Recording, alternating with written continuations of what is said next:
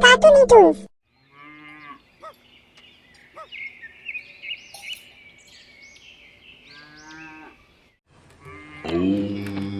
गंगा नदी के किनारे एक ज्ञानी साधु और उसकी पत्नी रहते थे। साधु के पास कई दिव्य शक्तियाँ थी, पर कोई संतान नहीं थी। एक सुबह वो ध्यान कर रहा था, तभी एक चिल ने एक चुहिया गिरा दी। अरे, ये चुहिया यहाँ कैसे आ गई? जरा मैं देखूं तो ये तो बहुत डरी हुई लगती है। देखो इसे कितना चमकीला है, कितना सुंदर दिखता है। ये भगवान का दिया हुआ कुछ चमत्कार लगता है। हे प्रभु, भगवान तेरा बहुत बहुत धन्यवाद। साधु ने अपनी जादुई ताकत से चुहिया को लड़की बना दिया।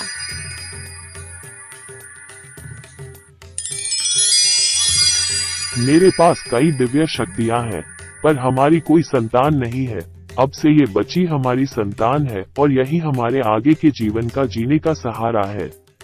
यही हमारी पुत्री होगी, हमारी गुड़िया, हमारा सब कुछ। धीरे धीरे समय बीतता गया। जब लड़की और बड़ी हुई तो साधु को उसकी शादी की चिंता हुई। साधु अपनी बेटी के लिए ताकतवर पति चाहता था।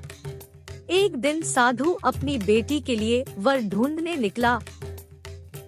उसने सूर्य देव से प्रार्थना की। कहो साधु, तुम क्यों चिंता में हो? क्या परेशानी है तुम्हारी? सूर्य देव, आप मेरी सहायता करें। आप तो बहुत चमकते हैं, सुंदर हैं। लोग आपसे ही अपने दिन की शुरुआत करते हैं। मेरी एक विनती है, क्या आप मेरी बेटी से विवाह करेंगे? पिताजी की बात सुनकर उसकी बेटी ने कहा, सूर्य देव में बहुत ऊर्जा है और मुझ में इतनी ऊर्जा नहीं है, इसलिए पिताजी मैं सूर्य देव से विवाह नहीं करूंगी। बादलों के राजा मुझसे ज्यादा ताकत रखते हैं, वो मुझे भी ढक देते हैं। बादल देव आपकी सहायता करेंगे। धन्यवाद प्रभु, जैसा आप कहे। साधु और उनकी बेटी बादलों के राजा से मिलने के लिए निकल जाते हैं। साधु ने बादलों के राजा से प्रार्थना की। कहो साधु, सूर्य देव ने कहा तुम्हें मेरी सहायता चाहिए, बताओ मुझे। बादलों के राजा, आप तो बहुत घने हैं। आप सबका अच्छे से ख्याल रखते हैं, आपकी आंखों में तेज है।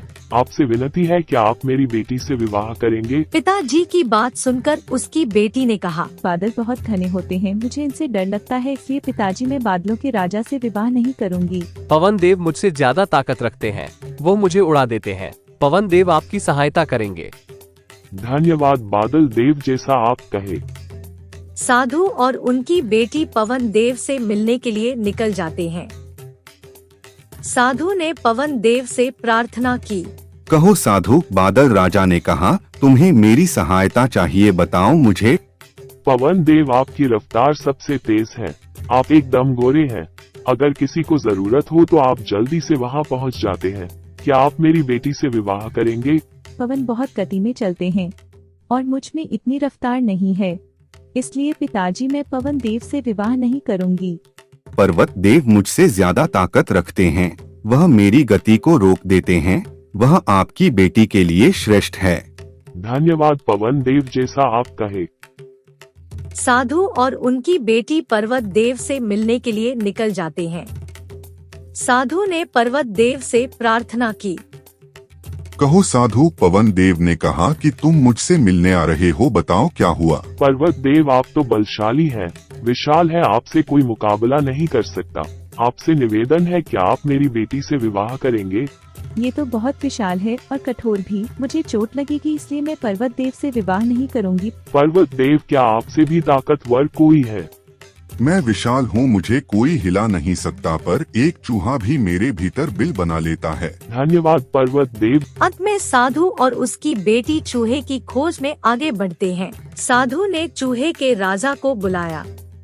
जैसे ही साधु की बेटी ने चूहे के राजा को देखा, उसने कहा, पिताजी मुझे ये पसंद है, मुझे इनसे ही विवाह करना है। ये सुनकर साधु ने अपनी बेटी को वापस चूहिया बना दिया। उन दोनों की खुशी खुशी शादी हो गई और साधु ने अपनी बेटी को आशीर्वाद दिया। वे दोनों पर्वत पर अपना घर बनाकर रहने लगे।